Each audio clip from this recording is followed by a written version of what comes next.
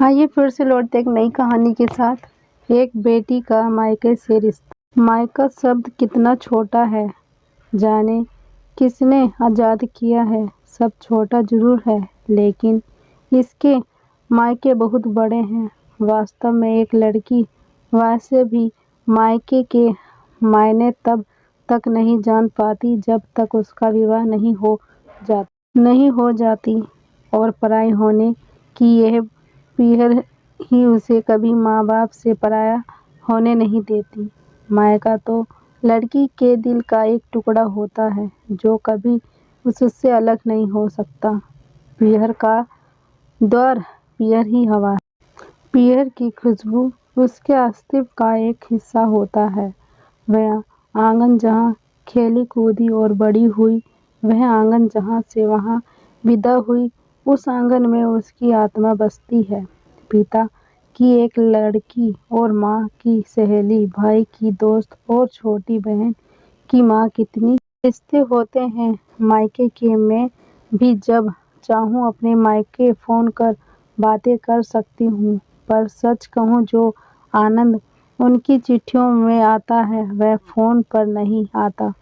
आज भी माँ बाप की लिखी चिट्ठियों मेरे पास मौजूदा हैं। जब उनकी बहुत याद आती है तो उनकी चिट्ठियाँ पढ़ती हूँ। उस अंतदेशी में मानो उनका चेहरा उतर आता है।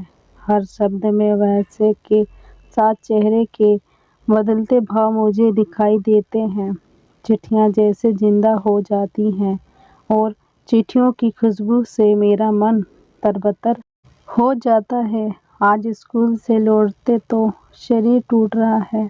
ठंड में तो ये शरीर आलसा का बना हुआ है। बस बर्फ गिरने की कमी है। इतनी लगन है कि हाथ को हाथ महसूस नहीं हो रहा है। घर के भीतर आकर पता चला कि कोई पार्सल आया है। इंडियन पोस्टल से मैं अंदाज़ा नहीं लगा पाई कि कहाँ से आया होगा। बहुत थकी थी इसलिए सीधे आराम करने चली गई। शाम को जब नींद खुली तो जाने क्यों माँ बाप की यादें ने मुझे घेर लिया। मुझे लगा कि बिन बादल बरसात कैसे हो रही है। इस ठंड ने निकम्मा बना दिया था। काम की गति धीमे हो गई थी और ठंड तेज। किसी तरह काम खत्म हुआ तो देखा 10 बज रहे हैं। मन में कहा चलो भाई अगले दिन की तैयारी करें और सोने चलें। खाना खाने का आज कोई मूड नहीं था। गीत सुनने का बहुत शौक है तो सोचा कुछ पुराने गीत सुने जाएं। फिर चलते हैं। हम हीटर के पास चेयर पर पैर जमाकर बैठ गई और हवा में गुजरती सूअर लहरी के साथ मन पीहर की तरह उठा। चल माई रे, मैं कैसे कहूँ पीहर अपने जिए की माई रे। कोई दुख नहीं है मुझे, सब तो बढ़िया है। पति बच्चा मेरा अपना सागर, फिर क्यों मन कलपता है। क्यों यह याद आती है माँ बाप की। अपनी सोच के सागर में डूबी हुई थी। तभी मेरे नाक के एक जानी पहचानी खुशबू को महसूस किया। ये तो बेसन के लड्डू की खुशबू है और तिल के भी लड्डू हैं। मन में एक लहर सी उठी और मैं समझ गई कि वह पार्सल जो दोपहर में आया था उसमें क्या था और वह कहाँ से आया था। फिर क्या था। किसी चपल बालिक की तरह मैंने उस पार्सल को बिना एक पल भी गंवाए खोला तो मेरी खुशी का ठिकाना नहीं रहा। गत्ते के डिब्बे के अंदर प्लास्टिक के 4 डिब्बे थे। उन डिब्बों में सलोनी, खुरमी, बेसन के लड्डू और तिल के लड्डू भरे हुए थे। मेरा मन अंदर तक भीग गया। पिछले 2 सालों से मैं माँ बाप से नहीं मिल पाई। 1 साल वास्तव में कट गया और दूसरा ये रोना ने उठा। मेरी आंखें भर भर आ रही थी।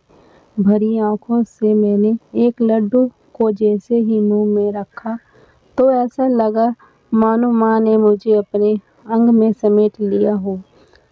सलोनी का टुकड़ा मुंह में रखा तो ऐसा लगा जैसे कि मानो बाप के गले लग गई हूँ। क्या कोई माने कि मैं रोते हुए मिठाई खा रही थी। मन जाने कितनी यादें से घिरा गया। वह सारे पल याद आ गए जब घर में मिठाइयाँ बनती थी। होली, दीपावली, राखी। मम्मी पकवान और मिठाई बनाकर राशन की अलमारी में रख ताला लगा दिया करती थी। हम भाई बहन चोरी चुपके खुरमी, सलोनी और गुजिया और कुकीज पर हाथ सफा किया करते थे।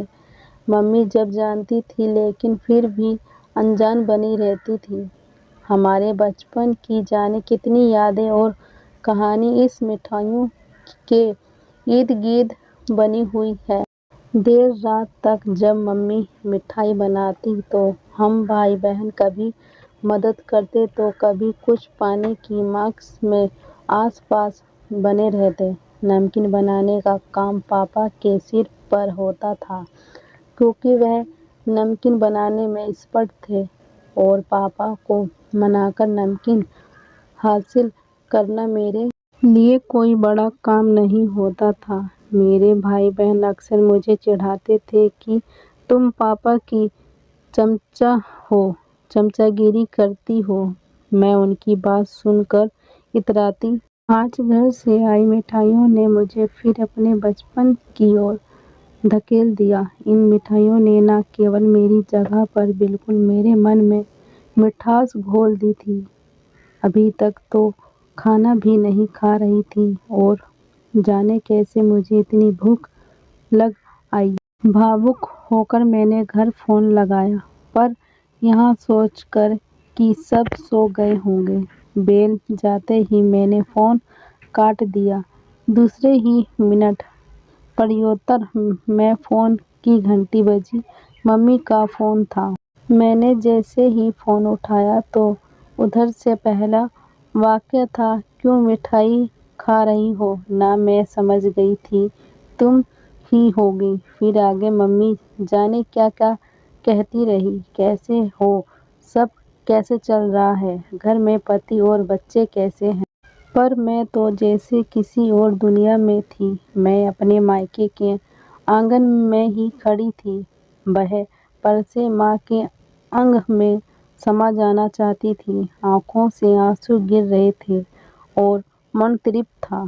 बात केवल मिठाई की नहीं थी, मन के तारों की थी जो मायके के साथ जुड़े हुए थे, माँ और बाप के साथ जुड़े हुए थे और मेरे मन में तार झकरत हो चुके थे।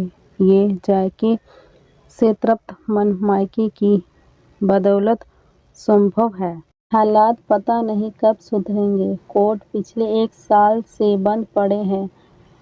अकाउंट भी खाली हो चुका है।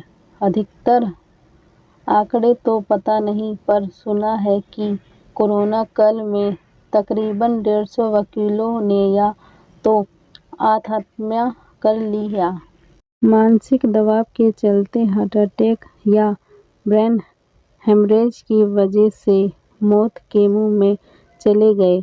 आज तो मेरे पास भी सभी 200 रुपये बचे हैं। क्लाइंट भी आते नहीं कि वकील साहब फीस मांगे। अभी सभी परेशान हैं। अब तो ईश्वर का ही सहारा है। अनिल ने एक लंबी सांस भरते हुए कहा, जिन्हें अपने उधर पैसे दे रखे हैं उसने बुलाया कि वे पैसे वापस करें।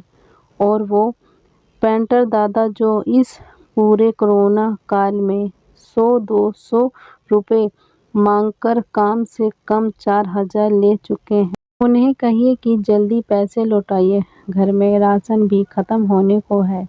निशा कुछ सुलझाती हुई बोली। निशा, पेंटर दादा को मैंने उधार नहीं दिया है। वो बेचारे कहाँ से लाएंगे।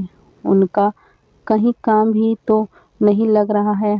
मैंने उनसे कहा नहीं पर ये पैसे मैं उनसे वापस नहीं लूँगा, अनिल ने कहा। बाबूजी अचानक दरवाजे पर पेंटर दादा की आवाज़ से दोनों चौंके कहा।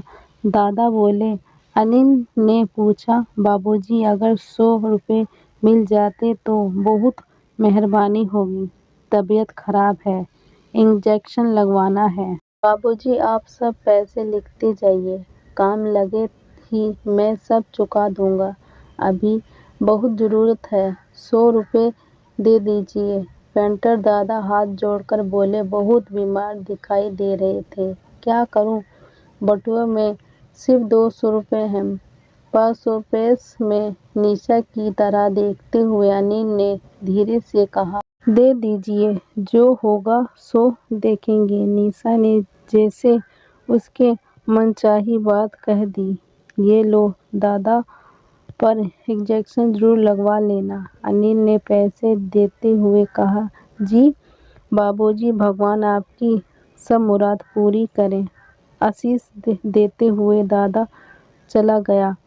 ट्रीन ट्रीन मोबाइल बजा। हेलो, नमस्ते वकील साहब, रामेश्वर बोल रहा हूँ।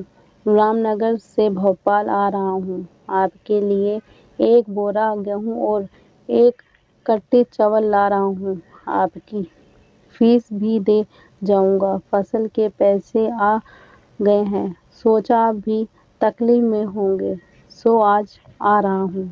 भाभी जी के लिए सूखी चने की और मेथी की भाजी भी लाऊंगा। जय राम जी की। देखो निशा, दुआओं का असर। वीडियो अच्छी लगी हो तो लाइक करना, शेयर करना, सब्सक्राइब करना, कमेंट करके ज़रूर बताना। धन्यवाद।